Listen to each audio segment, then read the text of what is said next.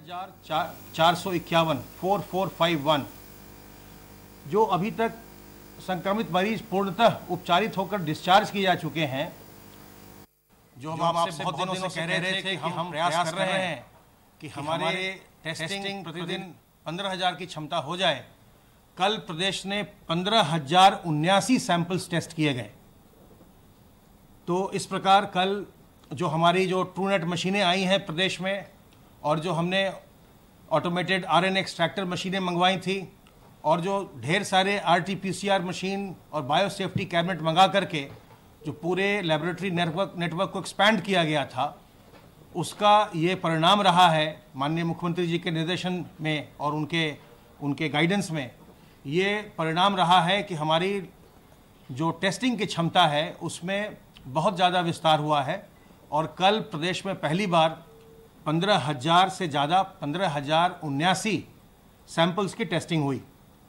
अब तक प्रदेश में कुल 4,11,000 से अधिक सैंपल्स की जांच की जा चुकी है।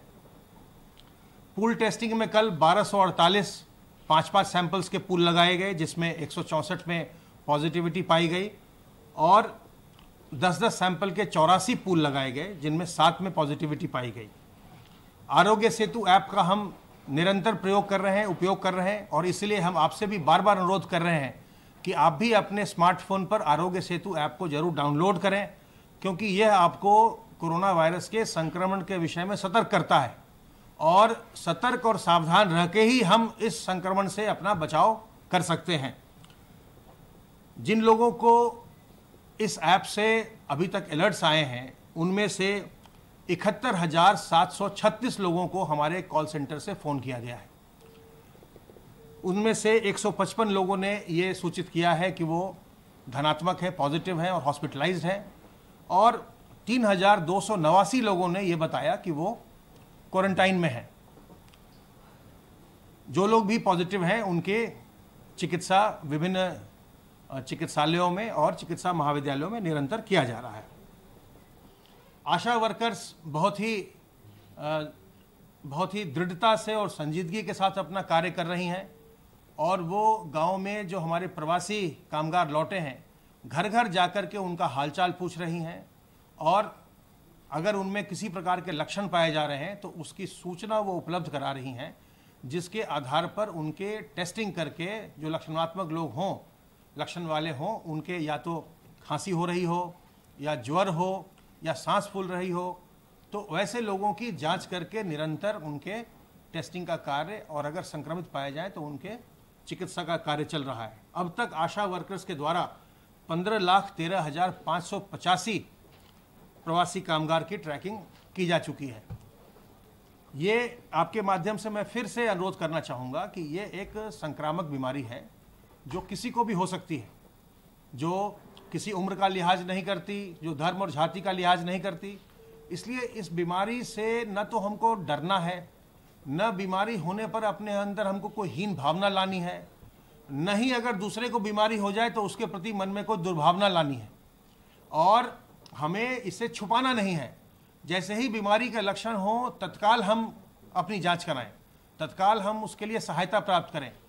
जिला अस्पताल जाइए, मुख्य चिकित्सा अधिकारी के पास जाइए और आप घर बैठे ही हमारे हेल्पलाइन नंबर 1800-180-5145 पर फ़ोन कर सकते हैं और हमारे विशेषज्ञ आपको सलाह देंगे कि आपको अपनी जांच करा लेनी चाहिए या आपको कोई और कार्रवाई करनी चाहिए।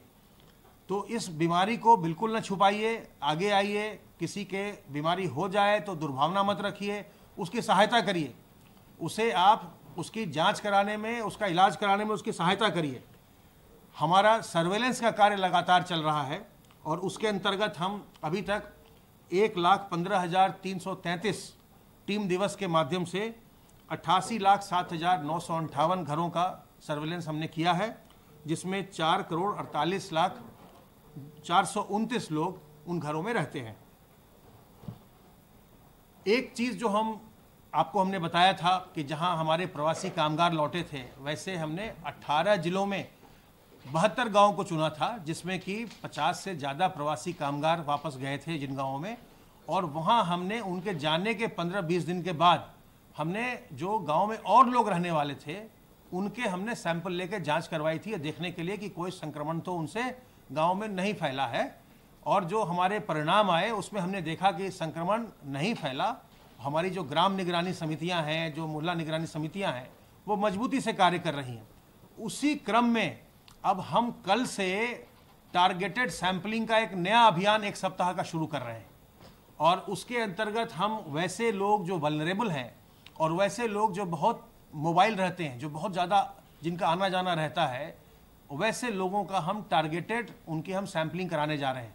कल हम जैसे पूरे प्रदेश में जो ओल्ड एज होम है, जो नारी निकेतन है, या अनाथालय हैं, या जुवेनाइल होम्स हैं, वहाँ के सैंपल्स लेंगे और उनके जो इनमेट्स हैं उनके हम रैंडम सैंपल लेंगे, उसकी हम जांच करवा के देखेंगे कि उन जगहों में क्या स्थिति है। ऐसे ही परसों हम पूरे प्रदेश में अर्बन स्लम्स में सैंपलिंग करेंगे और उनमें सैंपल करके फिर हम वहाँ पर इन्फेक्शन का क्या हालचाल है, किस लेवल तक है, इन्फेक्शन है नहीं है, हमें क्या करना चाहिए, उसका अनुमान लगाएंगे। ऐसे ही उसके आगे भी निरंतर हम जो लोग बहुत मोबाइल हैं, जैसे डिलीवरी बॉयज़ हैं, या जैसे जो आपके न्यूज़पेपर वेंडर हैं, या दूध वाले हैं, या और जो तमाम डिलीवरी के जो होम डिलीवरी करते हैं वो लोग हैं, उन सब के हम सैंपल्स लेंगे। इसी तरह से जो हॉस्पिटल है, जो हॉस्पिटल का स्टाफ होता है, जो पंजीकरण डेस्क पर रहता है, जो बहुत लोगों से मिलता है, या जो सबसे सामने जो गार्ड खड़ा रहता है हॉस्पिटल में, जो बहुत लोगों को मिलता है, उन सब की जो आयुष्मान मित्र हैं, जो आयुष्मान भारत का कार्य करते हैं, उनके भी हम रैंडम सैंपल्स लेंगे। तो ये एक पूरी हमने अगले 1 सप्ताह के लिए योजना बनाई है। जो फार्मासिस्ट हैं, जो दवाइयाँ देते हैं लोगों को, जिससे लोग दवाइयाँ खरीदते हैं खांसी की, जुकाम की, हम उनके भी जो सेल्समैन हैं उनके भी हम कुछ लोगों के सैंपल्स लेंगे। इस तरह से अगले 1 सप्ताह हम एक टारगेटेड ग्रुप की जो कॉन्टैक्ट ट्रेसिंग हम करते हैं वो तो होता ही रहेगा। जो हमारे नॉर्मल कोर्स में ILI के सारी के सैंपल्स हैं, कॉन्टैक्ट ट्रेसिंग के सैंपल हैं, वो होते रहेंगे। उसके अलावे हम टारगेटेड ग्रुप्स की भी सैंपलिंग अगले 1 सप्ताह तक हम पूरे प्रदेश में करने जा रहे हैं, जिससे कि हम जो संक्रमण है उसका हम जल्दी से जल्दी हम पता लगा सकें और उसके नियंत्रण के लिए हम प्रभावी कार्रवाई कर सकें। एक बार फिर आप सबों के माध्यम से ये मैं अवगत कराना चाहूँगा कि ये जो संक्रामक बीमारी है 2 तरीके से फैलती है। एक तो जब हम किसी संक्रमित व्यक्ति के नज़दीक जाते हैं, जब वो हमसे बातचीत करते हैं, खांसते हैं, छींकते हैं, उनके मुंह से और नाक से जो ड्रॉपलेट निकलते हैं, जब हमारे मुंह और नाक और आंख के रास्ते अंदर जाते हैं तो हम संक्रमित होते हैं। दूसरा तरीका यह है कि जब कोई संक्रमित व्यक्ति कहीं किसी सरफेस पर, जो सतह है, टेबल है, कुर्सी है, वहाँ पर वो बैठता है, खांसता है, छींकता है, या दरवाज़ा है, अलमीरा है, जिन सतहों को हम भी छूते हैं और कोई संक्रमित व्यक्ति भी छूता है, तो वहाँ से हमको संक्रमण हमारे हाथ में आता है और फिर जब हम अपने मुंह और नाक और आँख को छूते हैं तो संक्रमण हमारे अंदर जाता है। इस तरह से हम संक्रमित होते हैं। तो इस संक्रमण से बचाव के लिए, चूंकि हाथ के रास्ते आपका संक्रमण जा रहा है, इसलिए हाथ को साबुन पानी से बार बार धोते रहना। जब आप साबुन पानी से धोएंगे तो आपके हाथ से वायरस हट जाएगा, संक्रमण दूर हो जाएगा और आप संक्रमित नहीं होंगे। ऐसे ही जब आप किसी के नज़दीक जाते हैं, उसके छींकने खांसने से आपको संक्रमण होता है, तो उससे आप 2 गज की दूरी मेंटेन करें। अगर आप 2 गज की दूरी पर रहेंगे तो आपको उससे संक्रमण नहीं होगा। और आप अपने जब भी सार्वजनिक स्थल पर जाएं तो मुंह और नाक को मास्क से ढकिए, रुमाल से ढकिए, गमछे से ढकिए, दुपट्टे से ढकिए। तो जो सामने का अगर संक्रमित व्यक्ति भी है तो उसका संक्रमण आपके अंदर प्रवेश नहीं करेगा। इस तरह सतर्क रहकर, सावधान रहकर हम अपना बचाव कर सकते हैं। वर्तमान में इसकी कोई वैक्सीन नहीं है, इसलिए सतर्क रहकर, सावधान रहकर हमें अपना बचाव इससे करना है। हम और आप दोनों मिलकर के अगर हम सावधानी बरतेंगे तो हम प्रदेश में संक्रमण को नियंत्रित करने में हम सफल होंगे। बहुत बहुत धन्यवाद। अब मैं अनुरोध करूंगा अपर मुख्य सचिव गृह से। माननीय मुख्यमंत्री जी ने आज टीम 11 की बैठक लोक भवन में आयोजित की। माननीय मुख्यमंत्री जी की अध्यक्षता में सर्वप्रथम विकास की योजनाओं को और गति और तेज करने का निर्देश उन्होंने दिया। उन्होंने कहा कि बहुत जल्दी ही 15 तारीख तक 1 करोड़ मानव दिवस के सृजन की जो योजना के संदर्भ में कल उन्होंने बैठक की थी, वो हर हालत में सुनिश्चित की जाए। मनरेगा हो, एक्सप्रेसवेज हो, PWD विभाग हो, सिंचाई विभाग हो, पेयजल योजनाओं का मामला हो, वनीकरण हो, हर विभाग में जोड़कर कोशिश की जाए कि 1 करोड़ तक का लक्ष्य जो उन्होंने दिया है श्रमिकों और कामगारों के लिए वो पूरा हो जाए और उससे प्रदेश के नवनिर्माण का रास्ता भी तैयार हो जाए। मुख्यमंत्री जी ने सभी मंडलायुक्त, 18 मंडल हैं, सभी मंडलायुक्तों को निर्देश दिया है कि वो अपने मंडल में विकास की योजनाओं की समीक्षा करना शुरू कर दें। आपको मालूम है बस्ती, गोरखपुर, आजमगढ़ और वाराणसी मंडल का माननीय मुख्यमंत्री जी ने अभी दौरा किया था। उन्होंने स्वयं ही उनका निरीक्षण किया, लेकिन और भी मंडल जितने हैं सब में मंडली जो कमिश्नर हैं उनको आदेश दिया है, चीफ सेक्रेटरी साहब को आदेश दिया है कि वो सभी लोग अपना विकास की योजनाओं का समीक्षा कर लें। साथ साथ विकास की योजनाओं के साथ साथ उनको ये भी तय करने के लिए दिया है कि आगे की विकास की क्या रणनीति होगी, ये भी तय हो, और जो रोजगार की कार्य योजना बन रही है, भारत सरकार की स्कीम्स के अंतर्गत जो पूरा प्लान बन रहा है उसकी भी वो तैयारी करेंगे। आगरा, मेरठ, अलीगढ़, मुरादाबाद, कानपुर, फिरोजाबाद, गाजियाबाद, बुलंदशहर, गौतम बुद्ध नगर तथा बस्ती में स्वास्थ्य सेवाओं पर विशेष ध्यान दिया जा रहा है। आपको मालूम है कि इन्हीं जनपदों में सबसे ज़्यादा जो है केसेस आए हैं। माननीय मुख्यमंत्री जी ने फोकस ही इन जनपदों पर किया है, क्योंकि अब काफ़ी हद तक स्वास्थ्य विभाग ने जो कार्य किए हैं उसके आधार पर जो भी श्रमिक कामगार आए हैं लगभग व्यापक रूप से उनकी पूल टेस्टिंग और बाकी कार्रवाई सुनिश्चित कर ली गई है। तो जो भी उसमें संक्रमित हैं उनकी पहचान लगभग धीरे धीरे कर ली गई है। साथ साथ उनको होम क्वारंटाइन के लिए गांव में जो निगरानी समितियां उनके अधीन किया गया है। लेकिन इस पूरे कार्य से आगे बढ़ते हुए अब जिन शहरों में ज़्यादा संख्या है उन शहरों पर विशेष ध्यान देने का मुख्यमंत्री जी का निर्देश है। इन जनपदों में स्वास्थ्य सेवाएं जहां भी हैं वो मजबूत हों, वहां पर हॉस्पिटल्स में बेड्स की व्यवस्था, खाने की व्यवस्था, वहां पर दवाई और बाकी सब का उपचार की व्यवस्था, सफाई की व्यवस्था, सब पर जो है विशेष नज़र रखी जा रही है। कोविड जो रोगी है उनकी भर्ती, जो रोगी है उनकी निरंतर मॉनिटरिंग का भी निर्देश मुख्यमंत्री जी ने दिया है। रोज इस बात की समीक्षा होती है कि किस अस्पताल में किस मरीज से फीडबैक लेकर कहाँ क्या सुधार करने की आवश्यकता है। माननीय मुख्यमंत्री जी ने आज इस बात के लिए संतोष व्यक्त किया है, स्वास्थ्य विभाग, चिकित्सा शिक्षा विभाग को इस बात की बधाई भी दी है कि कुल मिलाकर 14,994 टेस्ट 15,079 हो गए। 15,079 टेस्ट जो है कल किए गए हैं। तो निश्चय ही जो 15,000 का लक्ष्य था वो पूरा हो गया है। 15,079 इस लक्ष्य को पूर्ति करने पर संतोष व्यक्त करते हुए उन्होंने कहा है कि जहां हम 15,000 के लेवल पर पहुंचे हैं, अब हमको 20,000 के टेस्ट के लेवल पर पहुंचना है।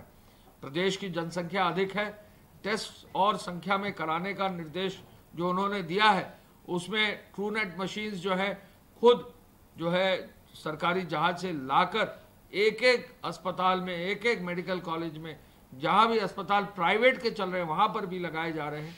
तो ये व्यापक रूप से एक योजना बनाई जा रही है और 15,000 के टेस्ट के बाद अब 20,000 का लक्ष्य रखा गया है। मृत्यु की दर को कम करना ये मुख्य उद्देश्य स्वास्थ्य विभाग का है, मुख्य उद्देश्य हॉस्पिटल्स का है, डॉक्टर्स का है। एक एक जिले के जो डेथ ऑडिट है वो निश्चय रूप से बहुत मजबूती से किया जा रहा है और जहां भी कोशिश ये की जा रही है कि जो भी मरीज है वो जल्दी से अस्पताल में पहुंचे, जल्दी से उसको मेडिकल हेल्प दिलाई जाए, जिससे उसको बचाने में पूरा सहयोग मिल सके। सोशल डिस्टेंसिंग के पालन करने के लिए माननीय मुख्यमंत्री जी ने निरंतर निर्देश दिए हैं। पेट्रोलिंग पुलिस के द्वारा किए जाने के लिए उन्होंने निर्देश दिया है। स्ट्रीट वेंडरों के लिए प्रधानमंत्री आर्थिक पैकेज के अंतर्गत कार्रवाई करने का निर्देश दिया है और कल ही जो है एक नई योजना श्रम विभाग की लागू की जा रही है, जहां श्रम विभाग जो है बच्चों को, जो छात्र और छात्राएं हैं उनको जो है आर्थिक सहायता जो है प्रदान करेगा।